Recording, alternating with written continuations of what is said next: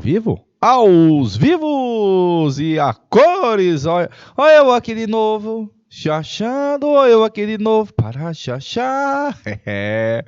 Pegando uma do velho Lua, Luiz Gonzaga, pra galerinha de Juazeiro do Piauí, de Pimenteiras 10, Jeromenha 3, BGRP, você de Uruçuí, você de Isaías Coelho, da Escola Luiz Ubiraci de Carvalho, foi secretário de Educação, eu acho, na gestão do Mão Santa, na época, o Luiz Ubiraci de Carvalho. Natural lá de Oeiras, se eu não me engano. Professor Ubiraci de Carvalho. Alô, galerinha que assiste logado pela plataforma do canal, pelo YouTube, você vai mandando os comentários, as contribuições, as críticas. Mande as críticas. Professor, não gostei desse negócio aqui não, viu? Tá errado, viu? Tá errado. Eita, pai. Na próxima semana, eu vou dar uma pinceladazinha no Brasil na Segunda Guerra e nós vamos fazer umas questõezinhas. Eu achei umas questõezinhas com as figurinhas que eu achei tão bonitinha, viu, velho? Eita, vamos lá. Pegando aqui o lápis, tá aqui. Olha aí a Operação Barbarossa.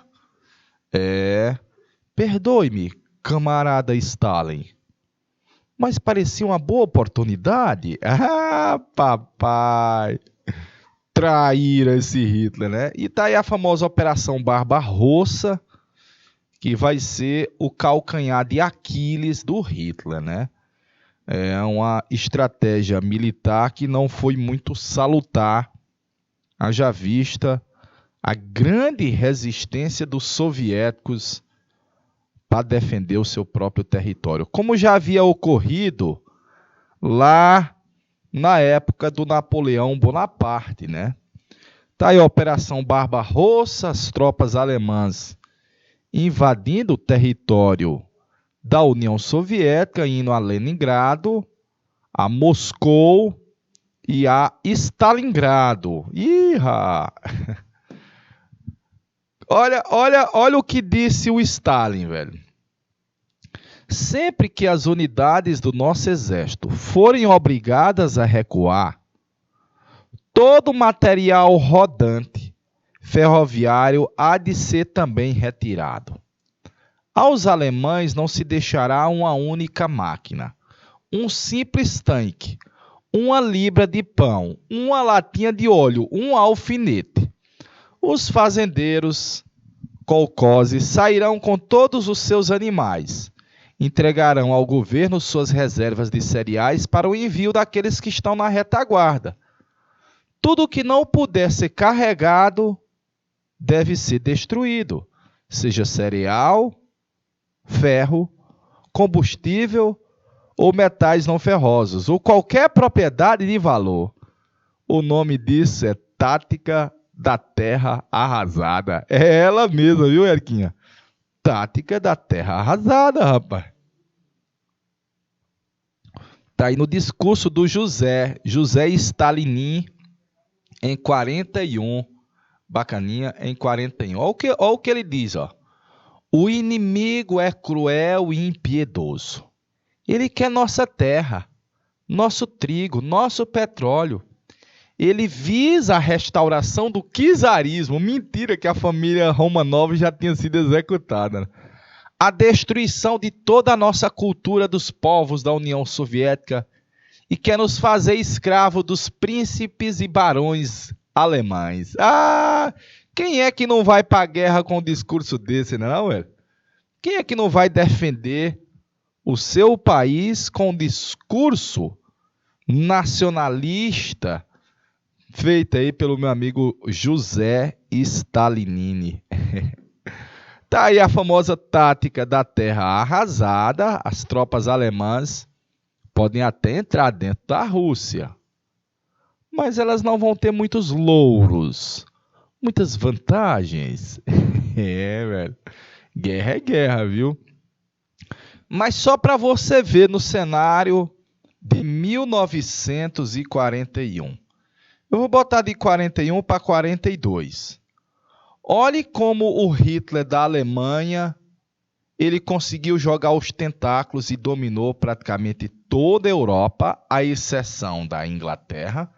A Península Ibérica não estava na guerra, a Suíça era neutra e o território, claro, da Rússia. Caramba, velho! Respeite avanço dos nazistas. O cara era um monstro, o cara era um monstro. O conflito se tornou um conflito mundial. Por quê?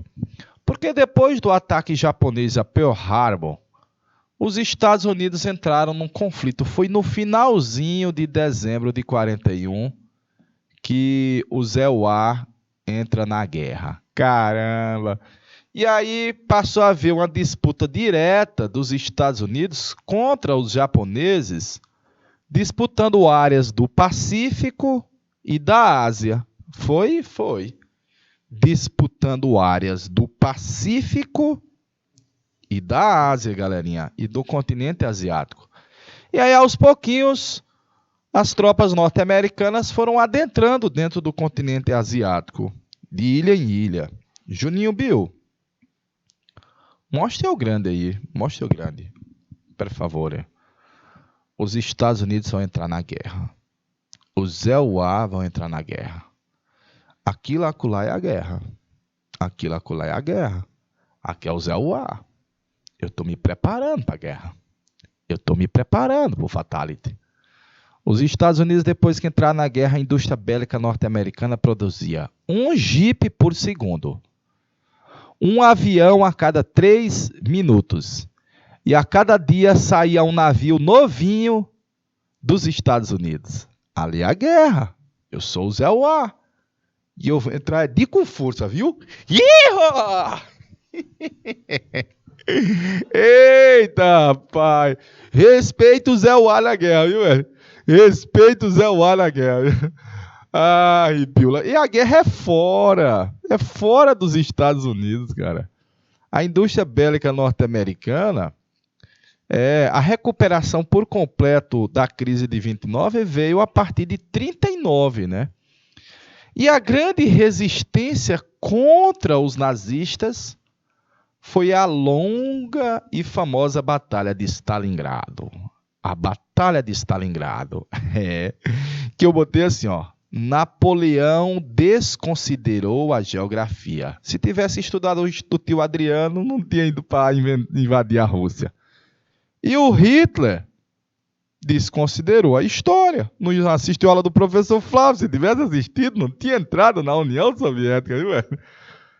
Na realidade, a história mostra que o território russo ele é muito grande, ele é muito dilatado. E tal qual fora na época do Napoleão, o nacionalismo, a força, o amor ao torrão, à terra. Ora, morria um soldado, os russos botavam 2. Morria um soviético, o Hitler botava 10 na fileira. Meu amigo.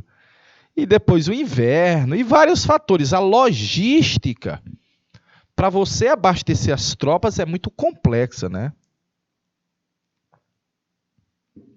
É muito complexa.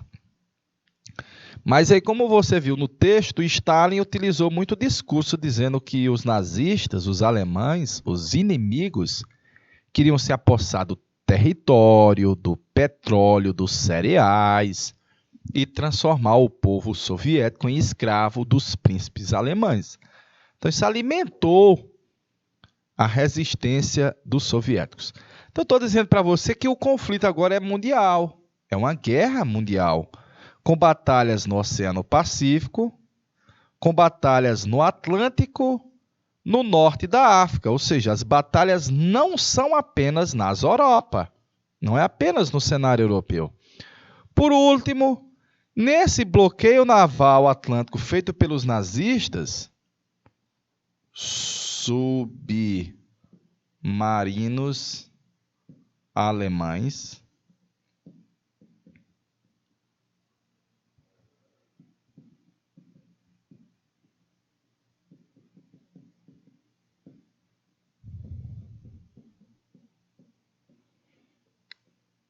Submarinos alemães bombardeiam navios Tupiniquim. Então, depois que 3 navios brasileiros foram torpedeados na costa do Sergipe e do Alagoas, ora, não tinha como o Vargas manter a neutralidade, haja vista que a opinião pública veio à rua, mesmo sendo uma ditadura, mas o povo foi à rua, e os Estados Unidos já estavam em avanço de negociação com o Brasil para emprestar o dinheiro para o Vargas construir a Vale do Rio Doce e a Companhia Siderúrgica Nacional. Então, mesmo tendo dentro do governo membros do seu governo que defendiam um alinhamento com a Alemanha nazista, depois desses eventos o Brasil teve que romper com o eixo. De novo, romper com o eixo. Passando, olha aí o ataque japonês a Pearl Harbor. Tem um filme norte-americano, hollywoodiano, chamado Pearl Harbor, que é muito bacana. Dica de filme, viu? Dica de filme. Eu acho que na próxima semana eu vou botar umas dicas de filmes aí para vocês, viu? E aí é Pearl Harbor, ó. O Japão escolheu atacar Pearl Harbor exatamente num domingo, por pensar que os norte-americanos estariam menos alertas naquele dia. É um dia de descanso, o dia do Senhor. Então, numa bela manhã, sol lindo, após sobrevoar a base naval dos Estados Unidos, o comandante japonês Mitsu Fuchida gritou as famosas palavras Tora, Tora, Tora, Tigre, Tigre, Tigre, que nós demos um ataque, pipocamos fogo em Pearl Harbor. Pipocamos fogo em Pearl Harbor. Sim, eu vou colocar umas indicações de filmes para vocês na próxima semana, viu? Umas indicações. Eu costumo falar muito aqui, Eriquinha. Buongiorno, Principesa. E o filme A Vida é Bela, ele venceu, inclusive, um filme brasileiro, Central do Brasil, quando a gente teve um filme brasileiro disputando o Oscar, o melhor filme estrangeiro, né? E A Vida é Bela ganhou, e é um filme lindo, né? Muito bonito. Buongiorno, Principesa. Vou passar, tá aqui, depois do ataque japonês a Pearl Harbor, deu para ver aí, na região do Havaí, as forças norte-americanas começaram a avançar sobre as ilhas em direção ao Japão. Em direção ao Japão.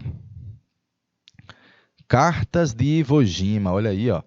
Estava bem pertinho de Iwo Jima para o Japão, ó. Iwo Jima. Aí, finalmente, 6 de agosto de 45, teve a bomba atômica em Hiroshima. E dia 9 de agosto, hoje, teve uma bomba atômica em Nagasaki. Ali era o fatality final para os japoneses declararem rendição, né, à guerra. Mas a imagem mostra para você algumas ilhas que as tropas norte-americanas foram alcançando à medida que avançava pelo Pacífico em direção ao território das Filipinas, para dali fazer um trampolim e chegar ao Japão. Respeite tropas norte-americanas, viu? O famoso dia D, ei, é para ser maiúsculo aqui, ó. O famoso dia D, Dzão assim grande. Dzão grande, viu? O dia decisivo, né?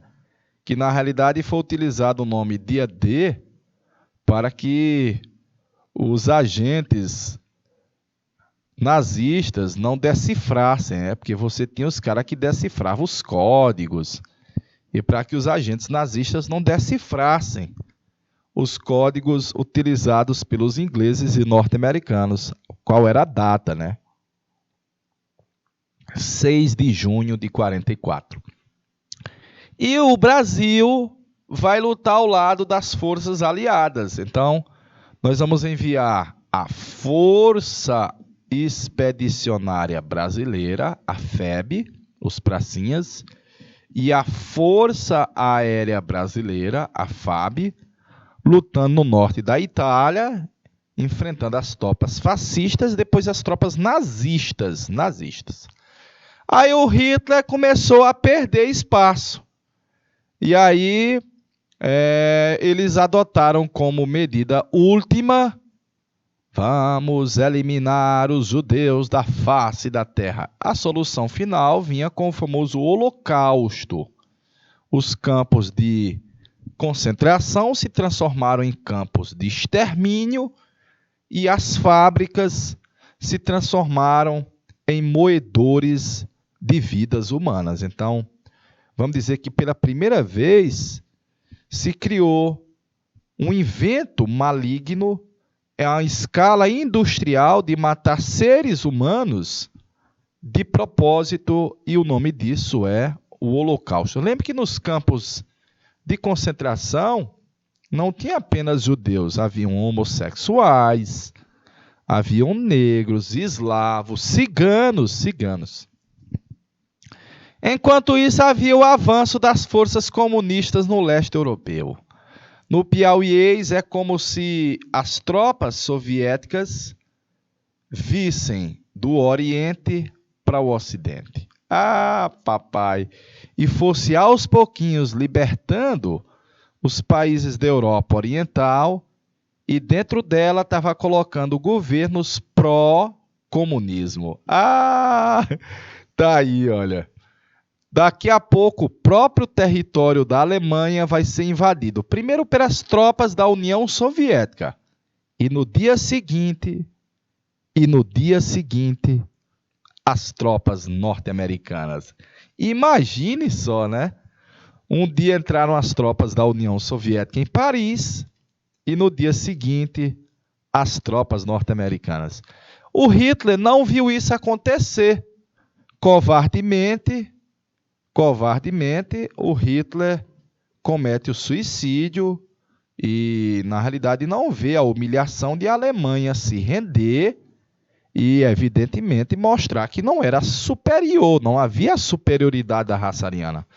E os norte-americanos, como eu mostrei já na imagem, pipocaram fogo no Japão, em Hiroshima e Nagasaki. Só assim o Japão assinou a rendição. Então nós estamos terminando a guerra. Meu Deus do céu. O palco da guerra tinha sido principalmente a Europa. Por exemplo, não teve nenhuma bala, nenhum projétil que atingiu os Estados Unidos. Nenhum. Mas atingiu Pearl Harbor. Mas Pearl Harbor é uma base aérea naval lá longe, muito longe do território.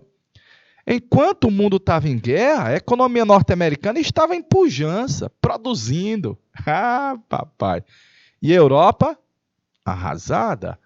Quando terminou a Segunda Guerra, é evidentemente que os países europeus vão começar a perder daqui a pouco suas colônias, enfraquecidos, e nós vamos emergir um novo conflito, que na aula anterior à minha, que eu cheguei, eu acho que o tio e a Adriana estavam dando uma pincelada na chamada Guerra Fria. Ah, olha os conteúdos se aproximando aí, ó. A famosa Guerra Fria. De boa?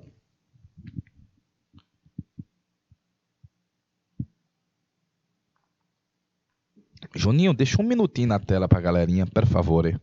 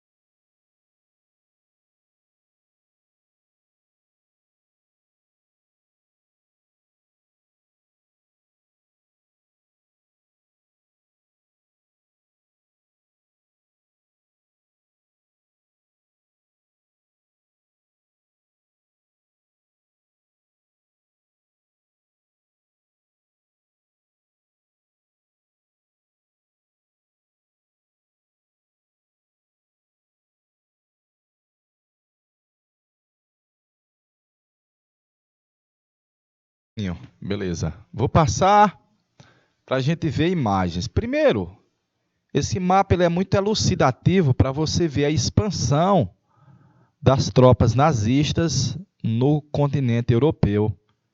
Então, França, a Itália, que era aliada, que era o Benito Mussolini, bacaninha, o território da Iugoslávia, a Albânia, dominada pela Itália, a Grécia, depois seria recuperado pelos ingleses, a Áustria, Dinamarca, Tchecoslováquia, Polônia e parte da União Soviética, tudo isso aí era dominado, tudo dominado pelo Hitler. Caramba, velho! Isso aí eu vou botar mais ou menos que ano? 1943, o cenário europeu era esse que você está vendo aí, olha. Tio, o que aconteceu com os campos de concentração após a Segunda Guerra? Primeiro, os países vencedores pegaram parte dos soldados alemães e levaram aos campos de concentração para eles verem os horrores que haviam ocorrido lá dentro. Foi o primeiro tópico. O segundo foi que em Auschwitz foi deixado lá. Deixada a marca, a história, para, entre aspas, aquilo não mais se repetisse. É como se fosse uma espécie de museu, vamos dizer, histórico dos horrores que ocorreram. Perfeitinho? Vou passar mais, E lembro que lá em Áustria dizia assim, o trabalho liberta. Rapaz, absurdo, né? O trabalho liberta. Olha a propaganda antinazista que você tinha. Essa primeira é russa, é da União Soviética. Mostra uma mãe com o seu filho e uma baioneta com o símbolo da suástica nazista ameaçando ela e ela tentando proteger o seu Bruguelo. A segunda mostra uma espécie de monstro bicéfalo, uma espécie de King Kong, meio que modificado, com duas cabeças. Uma primeira cabeça mostra o Hitler, olha lá, ó, deu para ver o bigodinho, a cara de mal, a suástica no capacete. Bacaninha. E o outro é o imperador japonês, olha. E eles estão, olha, arrancando a estátua da liberdade com a faca em alusão ao sangue derramado. Então, para evitar isso, a gente tem que dar um fatality neles. E para dar um fatality neles, produzir. Velho, produzir. E por último, os quatro estão unidos. E lá François, e lá Inglaterra, a União Soviética e o braço norte-americano, juntos, unidos, simbolicamente eles estão destruindo a suástica, o nazismo. Dá para ver aí? São cartazes alusivos à Segunda Guerra Mundial, quando essas forças se uniram para poder dar um fatality no Hitler. Deixa eu passar mais. Olha a Batalha de Stalingrado, velho. Arrepio lá. Aí morreu gente, menino. Gente demais. Foi a batalha mais longa da Segunda Guerra e resultou na derrota dos nazistas e que o Hitler não era invencível. Tio, vai parecer com o Napoleão Bonaparte na Rússia. Demonstrou que ele não era invencível. E voltou humilhado. É uma humilhação. É uma humiliation. E começa o avanço das tropas soviéticas sobre o Terceiro Reich. Essa imagem mostra um soldado, um simples soldado soviético. Mas veja que ele é soviético e lá em cima está um dos símbolos da União Soviética, o Kremlin, a estrela, e o cara está dando um fatality aí no Hitler. Olha aí, ó. Então, aos pouquinhos, a União Soviética vai, entre aspas, libertar. Por quê? Porque o leste europeu passou a ser governado por partidos comunistas que viviam sob a ingerência do Partido Comunista da União Soviética, sobre o poder da União Soviética. E por último, as tropas soviéticas foram as primeiras a entrar na capital alemã. Caramba, velho. O Hitler não aceitou a humilhação e cometeu suicídio, né? Tá aí Stalingrado, mais imagens. É um dos conflitos mais dramáticos da Segunda Guerra. O cerco à cidade durou 6 meses e acabou com os soviéticos evitando a invasão nazista no restante do país, com um número de 1,8 milhão de pessoas que morreram nessa batalha. Sabe o que é 1,8 milhão de pessoas? É quase a metade da população do Piauí atualmente, velho. Não é mais da metade. Mais da metade do povo do Pi. O Piauí tem 3 milhões e 200 mil habitantes. É mais da metade da população do Piauí. Aqui são tropas alemãs. Aqui são tropas soviéticas. Bacaninha? Tropas alemãs. E abaixo, tropas soviéticas em Stalingrado. E uma curiosidade que eu achei essa semana na internet, olha, o Stalin fez o treinamento, mandou fazer o treinamento de muitas mulheres que atuaram no fronte de batalha como franco-atiradoras, atiradoras de elite contra os nazistas. Duas se destacaram, Rosa Chanina e Lyudmila Pavlichenko. Faz conta que eu sei falar em russo, né? Com mais de 300 mortes, essas duas moças. Respeite duas, notadamente, derrubaram mais de 300 soldados nazistas. Bacaninha? Velho. Guerra é guerra, velho. Guerra é guerra. Vou passar mais. Olha o famoso dia D, velho. No desembarque das tropas aliadas no norte da França, a Normandia. Foi marcado para o dia 6 de junho de 44. Ficou famoso como dia D, é o dia decisivo, para que, claro, os espiões da Alemanha, os espiões nazistas, não conseguissem decifrar o código e fosse uma surpresa. E meio que o foi, né? Mas também com o contingente desse daqui, velho, 160 mil homens, 14 mil barcos, 600 navios, milhares de aviões. Meu amigo, não tinha como não recuperar o norte da França. Desembarque das tropas aliadas na Normandia. Deixa eu passar. Está aí, de forma mais detalhada, as divisões de infantaria, de cavalaria, que saíram do sul da Inglaterra para tomar o norte da França, que era ocupada pelas forças nazistas, e daqui a pouco chegar aqui, ó. Paris. Daqui a pouco chegar Paris. Velho. É guerra. Vamos passar.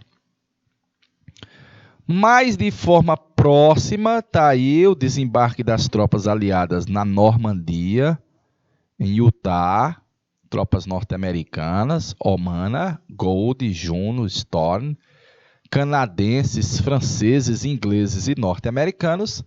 E quem já assistiu O Resgate, é um filmaço, velho.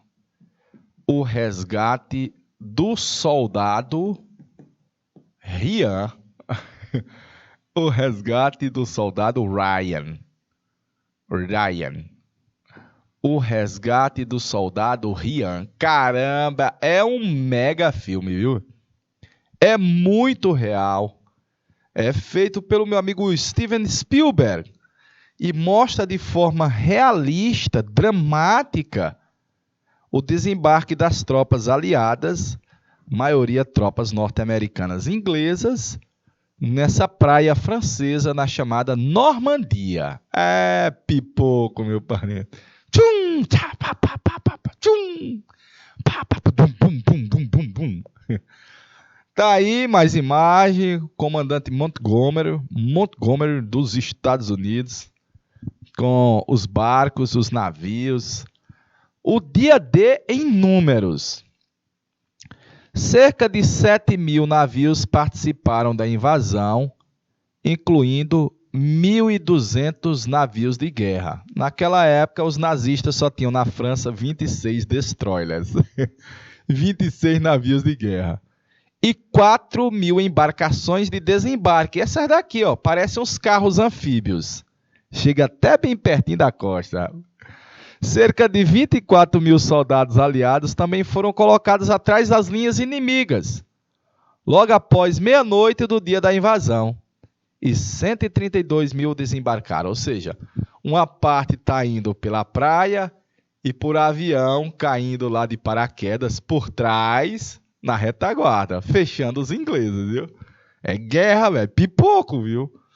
As tropas foram apoiadas por 12.000 aeronaves e 10.000 veículos que foram entregues nas 5 praias francesas. Ah, papai. Respeite famoso dia D, viu?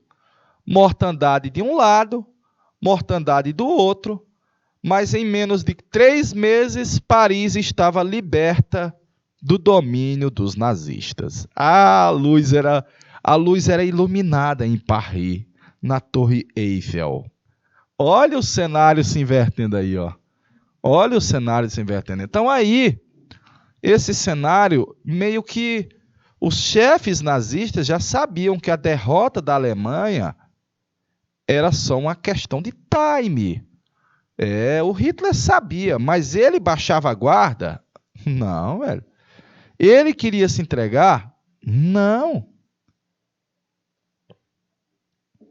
Quem já assistiu A Queda, lembra esse cenário final aí, o Hitler mais nervoso, né? Falando mais alto, truculento. Já não era mais aquele Hitler mais sereno, à medida que a Alemanha estava na iminência de agora ser invadida. Eita peleja! E foi invadida primeiro pelas tropas, incrível, soviéticas. Galerinha, os russos são povos eslavos. E os arianos alemães se sentiam superiores aos povos eslavos. Então imagine na cabeça do Hitler e dos alemães a humilhation que era você ter a bandeira da União Soviética tremulante sob o Reichstag, que era o parlamento inglês, o parlamento alemão, velho. Rapaz! Eita, minhas pimpolhas, olha a guerra, viu? Embora a Alemanha tenha assinado a sua rendição oficialmente no dia 8 de maio, os comandantes nazistas já estavam negociando com os aliados havia uma semana, sem que o Hitler soubesse de nada. Um dos documentos que acordava a retirada das tropas nazistas da Itália era no norte da Itália, que as forças brasileiras enfrentavam eles. Inclusive, foi firmado nas vésperas do suicídio de Hitler. E o militar alemão, que intermediou a coisa todinha, negou sua participação no pacto até a morte do Führer ser confirmada. E está aí os alemães assinando a rendição, reconhecendo que o território estava ocupado pelas tropas aliadas. Só lembranças. Olha aí, os Estados Unidos e os aliados. Já foi questãozinha de vestibular 2 vezes essa mesma capa de revista do Capitão América. E você está vendo um soldado nazista dando um tiro, pegando no escudo, richicoteando no escudo, né? Do Capitão América, bacaninha, que usa as cores da bandeira dos Estados Unidos. Veja esse bunker aí, que é um bunker alemão. O Capitão América invade o bunker alemão e haviam planos contra os Estados Unidos, olha. Contra o Zé Oá. E tá lá a galerinha dando uns tiros, olha, dando uns tiros. É um bunker alemão, ó. Tinha material para ver o futuro. Mentira, viu? Televisão. Dois. Aqui está uma amazona. Essa imagem é muito bacana. Aqui está uma amazona que é uma inglesa. E essa amazona inglesa lidera uma quantidade de outras amazonas. É uma pintura, um cartaz feito em El México. E mostra logo atrás da amazona inglesa uma amazona mexicana. Depois cubana, norte-americana, soviética e inglesa. E argentina. E tem uma brasileira lá também, ó. Está pisoteando e destruindo o nazismo e o fascismo. Tá vendo aí, ó? O fácil de combatimento. E também destruindo com a outra pata a bandeira nipônica japonesa. E para fechar, essa outra imagem mostra aí um cartaz mexicano, El México por la Liberté. E mostra uma águia. E mostra as montanhas. E por trás, o verde, o branco e o vermelho são as cores da bandeira mexicana em uma águia destruindo a bandeira do nazismo. Bacaninha? Tio, esses soldados são doidos, né? Tem ido até aquele ponto lutando por um sujeito desse que não estava nem aí para eles, né? É vero. Infelizmente, Eriquinha, muitas vezes os soldados que estão no fronte de batalha e a família deles estão sofrendo muito. Olha o caso atual, por exemplo, da invasão da Ucrânia pelas tropas russas. O Vladimir Putin está lá em Moscou, tomando vodka, balangando na rede, fumando um charuto cubano, numa nice, numa boa. E os soldados é que estão no fronte de batalha, né? As famílias deles é que sofrem. É guerra, né? Infelizmente, na guerra, os chefes militares ganham os louros, as vitórias e a glória. E os soldados, o sangue, a dor e a morte. Vou passar, olha o Holocausto, na próxima semana eu vou dar uma pincelada de forma mais profunda sobre essa temática. Lembrar que já havia lá no discurso do Hitler, na obra Mein Kampf, Minha Luta, uma ideia que os alemães, a raça ariana era superior, e um dos elementos era eliminar os povos inferiores como os povos semitas. Lembre que semita não era apenas os judeus. Semitas são os descendentes de Sem, na narrativa bíblica. Sem é o primogênito de Noé. Povos semitas seriam os árabes, são povos semitas, os judeus, povos semitas. Na antiguidade, os fenícios também eram semitas, viu? E parte dos egípcios. Quem assistiu o filme O Menino do Pijama Listrado? Minha mulher chorou, lembro demais.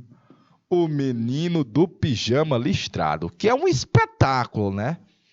Mostrando a possibilidade de uma amizade e os horrores do Holocausto. E os horrores do Holocausto. Belezinha? Vou passar mais imagem. Tá aí as bombas atômicas em Hiroshima e Nagasaki. Hiroshima, instantaneamente morreram 60 mil pessoas, não, 80. E Nagasaki, 60 mil pessoas. Instantâneo, ó, no estalar de dedo. Um fogo artificial se montou, um sol, the sun. varreu numa temperatura inenarrável. Tudo que tocava desintegrava. Ah, pipoco, meu parente. Respeite pipoco. E aí, evidentemente, ainda ficou as chagas a posteriores, as doenças, a irradiação vai provocar o câncer. Ah, velho, ainda hoje nós temos efeitos negativos das bombas atômicas. Em praticamente 3 gerações ainda tem efeitos vindo das bombas atômicas com casos de câncer no Japão. Vou passar a imagem. A bomba atômica que explodiu em Hiroshima no dia 6 de agosto emitiu uma onda de calor 40 vezes mais quente do que o Sol aqui para nós. Matou instantaneamente 80 mil pessoas e destruiu a cidade num piscar de olhos. As únicas coisas que se encontraram próximo ao local onde a bomba caiu e sobreviveram à explosão foram as árvores da família Ginkgo. Ginkgo biloba. Quem já viu isso daí é até um medicamento hoje. Fortalece os músculos. Fortalece os músculos.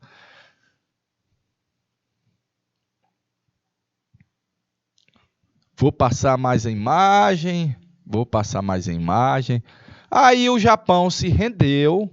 Está aí subindo no navio norte-americano, o SS Missouri, e a chefia militar japonesa está dizendo: nós aceitamos a rendição. E acabava em setembro de 1945 a Segunda Guerra Mundial. Lembrar que um dos fatores foi que evitasse uma terceira bomba atômica que poderia ser jogada, por exemplo, sobre a cidade de Tóquio. Aí seria um desastre. De boa? Mas também, quem lembrar da bomba atômica, gera ali um prenúncio do que futuramente seria a Guerra Fria. Porque o discurso norte-americano, que era para abreviar a guerra e forçar rapidamente uma rendição japonesa, diminuindo a quantidade de baixas de tropas norte-americanas, mas era para mostrar para a União Soviética quem é que tinha o poder de bomba, viu, velho? Então ali já era o prenúncio também de uma futura Guerra Fria, porque os Estados Unidos diziam: olha, quem tem bala na agulha aqui sou de olho, velho. Eu é que tenho um poder bélico, a minha é destruidora, viu? 4 anos depois, a União Soviética vai ter sua bomba atômica, viu? 4 anos depois. Está aí a rendição japonesa, bacaninha, para evitar uma outra bomba atômica. Então acabava a guerra. Morte, tristeza. Na Europa, muita destruição. E, evidentemente, os países europeus vão começar a perder o know-how que eles tinham. Eles dominavam o mundo. A Inglaterra dominava colônias demais. Essas colônias começam a se emancipar à medida que os países europeus vão se enfraquecer. Perfeitinho? 3 grandes conferências entre os grandes. Os três grandes é Estados Unidos, mais a Inglaterra e mais a União Soviética. Os 3 grandes. De boa? Os 3 grandes. A primeira ocorreu dentro de um território de domínio inglês, Teherã, no Irã. Ali vai decidir sobre o chamado Dia D, libertar o norte da França, e que a União Soviética vai reincorporar parte do território que havia sido cedido lá na época da Primeira Guerra Mundial. E que eles vão dividir a Alemanha em 4 pedaços. Veja que a guerra não terminou, mas já está se fazendo um prognóstico, um cenário de uma Europa pós-nazismo, de Europa pós-guerra. A Conferência de Yalta, já no território soviético, Conferência de Alta, criou a Organização das Nações Unidas, massa, né não? Organização das Nações Unidas, que o território do leste europeu e a Alemanha Oriental ficaria sob influência da União Soviética, o Hitler ainda não havia caído, e que o oeste da Europa ficaria sob influência dos Estados Unidos e vai ser dividido o território da Coreia, como ele ainda hoje o é dividido, na Coreia do Norte, de influência comunista, do Kim Jong-il, e a Coreia do Sul, que vai ser de influência norte-americana, japonesa, capitalista. De boa? E as trincheiras ficavam mais longe. Era que a Guerra das Trincheiras foi mais característica da Primeira Guerra Mundial. Mais clássica na Primeira Guerra Mundial. Não que na Segunda não tivesse, porque na Itália, por exemplo, soldados brasileiros falam das trincheiras, né? Mas elas são mais clássicas na Primeira Guerra, na ideia de tentar evitar o avanço das tropas inimigas, mas em campo aberto, não próximo às cidades, mas distantes dos centros urbanos. E por último, já dentro da Alemanha, antes de a Alemanha assinar a rendição, Conferência de Potsdam, que vai decidir que nós vamos desnazificar a Europa, e nesse cenário muitos nazistas fugiam para a América, muitos foram se esconder na Argentina e alguns vieram inclusive para o Brasil. E foi. Alguns conseguiram fugir inclusive para o Brasil.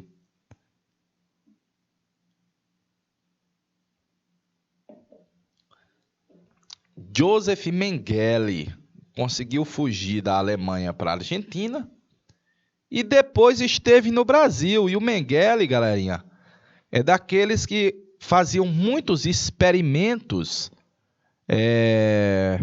com seres humanos tido como cobaias, né? Tem um filme eu acho que é da Marvel, viu? Se não for, me corrijam, viu? Que é o Wolverine 1. E o Wolverine 1 mostra lá o Wolverine sendo dentro de um tanquezão lá, né? E a galerinha injetando adamantio lá nos braços dele. Ali é um experimento nazista. A Bayer, se é Bayer é bom, da famosa aspirina, ganhou muito real e fez muitos experimentos na época da Alemanha nazista. Igualmente, a Bayer, Floriano, foi a Rextin, que é uma gigante que tem do setor da química. E, claro, o Ferdinand Posch atuou para o Hitler. Lembrar que a atuação das tropas nazistas no norte da África, foi aperfeiçoado um automóvel pelo Porsche. O nome do automóvel é Fusca, que o motor não fica à frente, ele fica atrás.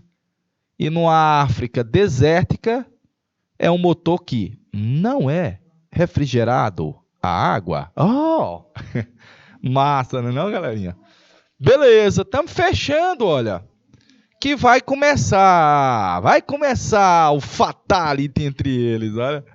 Vai ter uma aula sobre a chamada Guerra Fria, viu? Eu acho que esse mês ainda a Guerra Fria, viu? Uma aulinha dessa temática. Você já viu com o Adriano, mas você vai rever uma interpretação de história da famosa Guerra Fria. Para nós fecharmos, eu fiz uma tarefinha de exercício e umas questõezinhas. Primeira tarefinha, que eu vou deixar aí na tela, com 1 minuto para você fazer o print, comparar o contexto anterior à eclosão das duas grandes guerras, para você ver como muitos aspectos vão ser parecidos. O que foi o pacto anti-Comintern? Tem alguma relação dos blocos aliados na primeira com os blocos aliados da segunda? Pergunta, né? O plano de Hitler para vencer a guerra e alguns eventos ocorridos em 41 que mudaram os rumos da guerra. É da Marvel e da DC. Virgem Maria! A DC copiou a Marvel, viu? Virgem, nossa. É uma confusão agora que eu não entendo, viu? Juninho Bill, deixa um minuto a tela aí, per favore, em italiano.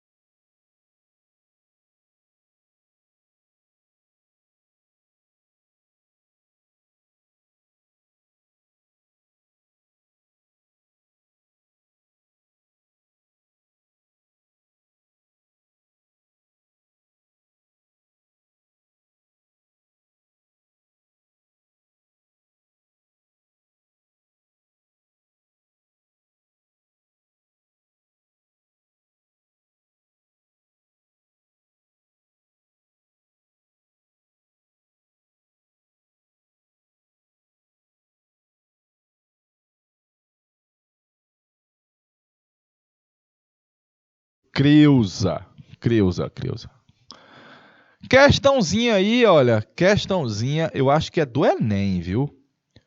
O herói das histórias em quadrinho, na capa da primeira ediçãozinha de 1941, representou o imaginário sociopolítico norte-americano daquele período.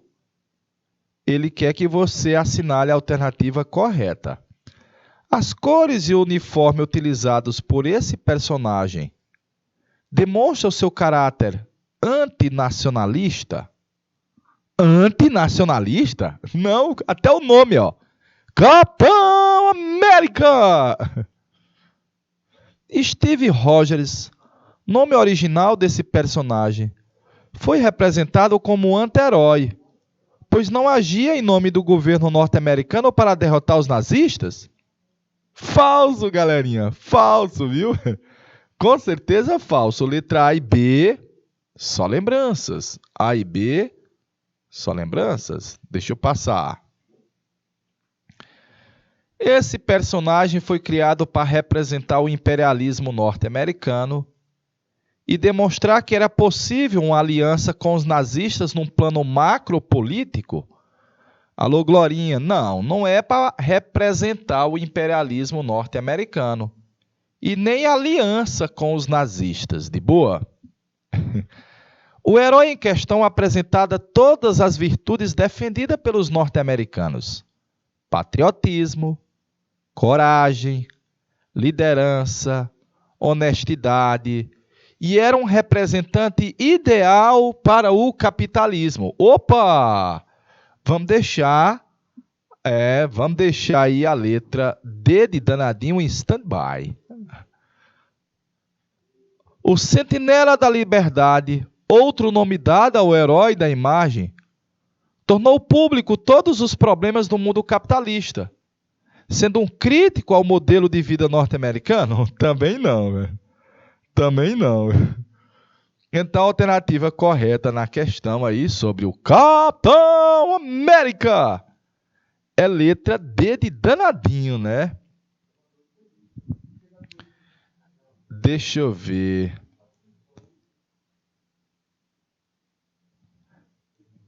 A DC deve ter pensado o que vamos fazer. Nenhum anti-herói nosso se comprar o Wolverine. Eu não entendi. Mas eu vou lhe dizer, Erquinha e Glória, que o Wolverine é o que eu mais gosto, viu? E o último que teve a filha dele, que a bicha era doidinha, né? Que só tinha uma garra. A bicha era doidinha. Eu achei mais top, viu? E tô no aguardo, né? Quem sabe vai vir aí um Wolverine aí, renascido da cinza. Bota ele no passado, né? Dá pra fazer um filme mostrando ele no passado, antes dele morrer, né? Juninho Bill, deixa eu aí um minutinho na tela pra galerinha printar, brother, por favor.